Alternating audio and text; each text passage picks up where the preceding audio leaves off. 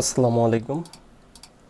Mohammad Faisal official এই YouTube চ্যানেলের Android app ডেভেলপমেন্টের আরও একটি ইম্পর্টেন্ট ভিডিওতে আপনাকে স্বাগতম।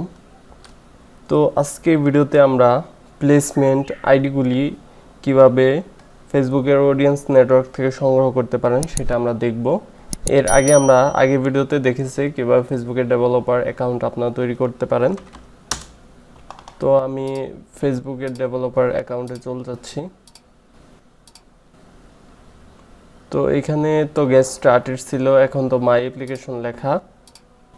তো আগের সেই ভিডিওতে আমি এই বিডি কমিউনিটি নামে একটা অ্যাপ্লিকেশন তৈরি করছিলাম। আজকে ভিডিওতে আমি শুরু থেকে আবার আপনাদের দেখাচ্ছি। এখানে ক্রিয়েট অ্যাপে চলে যাবেন, তারপর আপনাদের অ্যাপ্লিকেশন টাইপটা এখান থেকে সিলেক্ট করে দিতে হবে। তো আমি দিয়ে দিচ্ছি জাস্ট বিজনেস টাইপ। নেক্সটে চলে যাচ্ছি। এখানে আপনাদের অ্যাপ্লিকেশনে একটা নেম দিয়ে দিবেন।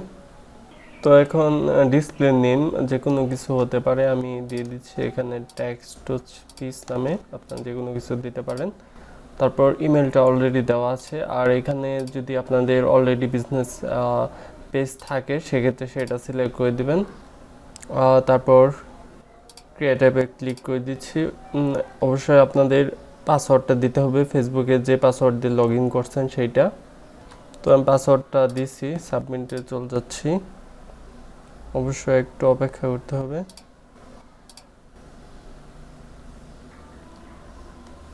তো আমরা ড্যাশবোর্ডে চলে আসছি। তো আমাদের এখানে অডিয়েন্স নেটওয়ার্ক এটা থেকেই সংগ্রহ করতে হবে প্লেসমেন্ট আইডিগুলি। অ্যাডমোবে যেটা আমরা ইউনিটি আইডি বলি, সেটা ফেসবুকে প্লেসমেন্ট আইডি বলতে পারেন। তো এখানে সেট আপে চলে যাচ্ছি, অবশ্যই অপেক্ষা করতে হবে। তো প্রপার্টি নেম এখানে আপনারা অ্যাপের নাম অনুযায়ী একটা নেম দিয়ে দিতে পারেন। আমি টেক্সট টু স্পিচ দিয়ে দিচ্ছি, তারপর নেক্সটে চলে যাচ্ছি। অবশ্যই ওয়েট করতে হবে।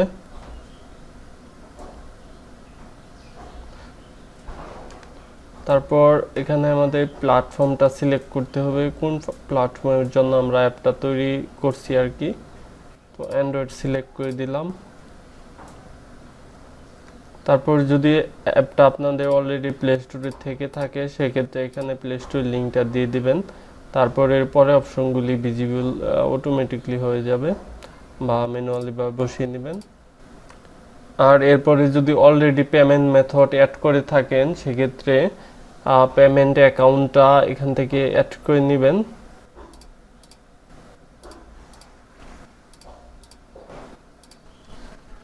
বা এখান থেকে সিলেক্ট করে দিতে পারেন।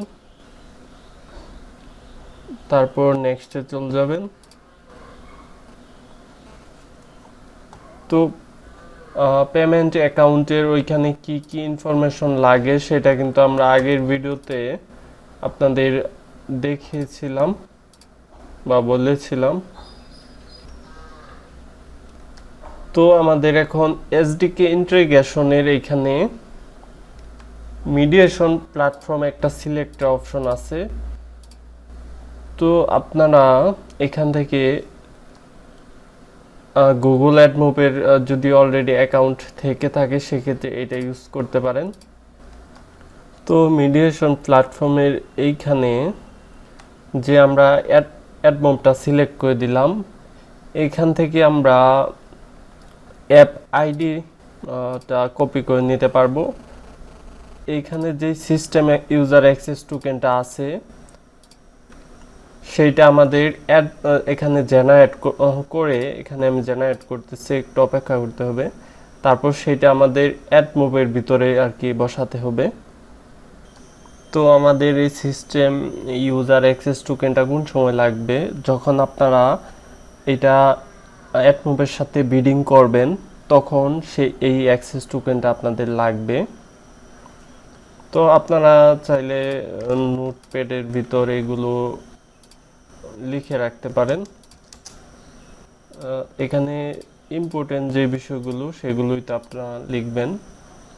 এখানে একটা আছে আইডি, তো এটা আপনাদের লাগবে।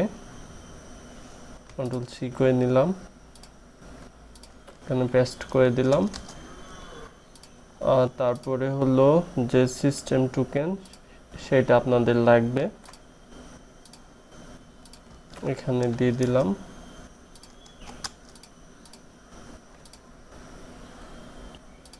এখান থেকে আমি কপি করে নিচ্ছি, কপি হয়ে গেছে। অনেক লম্বা একটা কোড আর কি।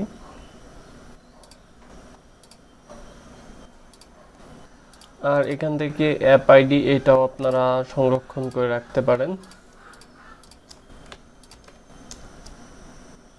এখান থেকে কপি করে নিলাম, পেস্ট করে দিলাম। অ্যাকচুয়ালি আমার এখানে যে প্রপার্টি আইডিটা সেইটাই আমাদের দরকার, এটাই কপি করে নেবেন আপনারা, এটার দরকার নেই, এর আগেরটার দরকার নাই।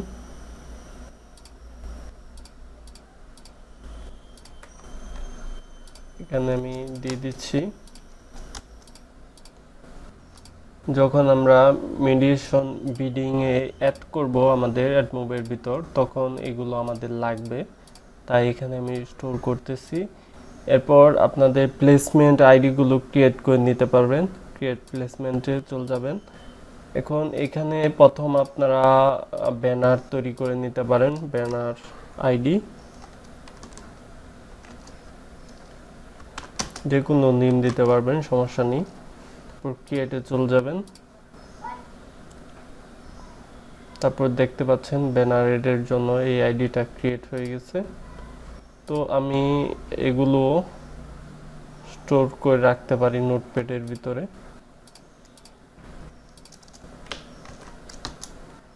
তারপর এখান থেকে সিম্পল ক্লিক করলেই কপি হয়ে যাবে, এখানে পেস্ট করে দিবেন। তারপর অন্যান্য প্লেসমেন্ট আইডিগুলি আমরা কপি করতে পারবো ইজিলি। এখানে ক্রিয়েট প্লেসমেন্টে চলে যাবেন, তাহলেই হবে। এখানে ব্যানারটা অলরেডি কপি করা আছে, ইন্টারস্টিশিয়াল সিলেক্ট করে দিলাম। তো আমি এটার নেম দিয়ে দিচ্ছি একটা, ইন্টারস্টিশিয়াল অ্যাড।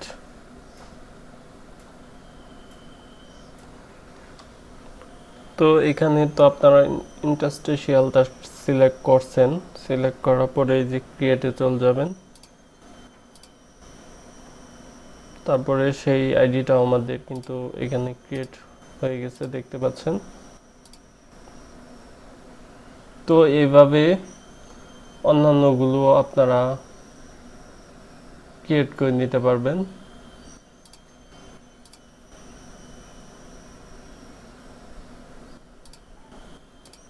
তো আমি যেহেতু অলরেডি দুইটা ভিডিও দিয়েছি, একটা হলো ফেসবুকের ব্যানার অ্যাড ইমপ্লিমেন্টেশনের, আরেকটা হলো ইন্টারস্টিশিয়াল অ্যাড ইমপ্লিমেন্টেশনের।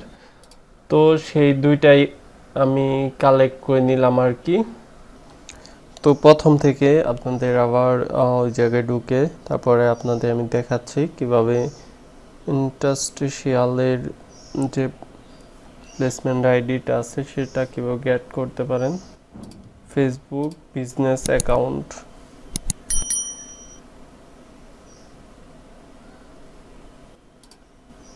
তো ফেসবুক business.facebook.com-এ চলে যাবেন।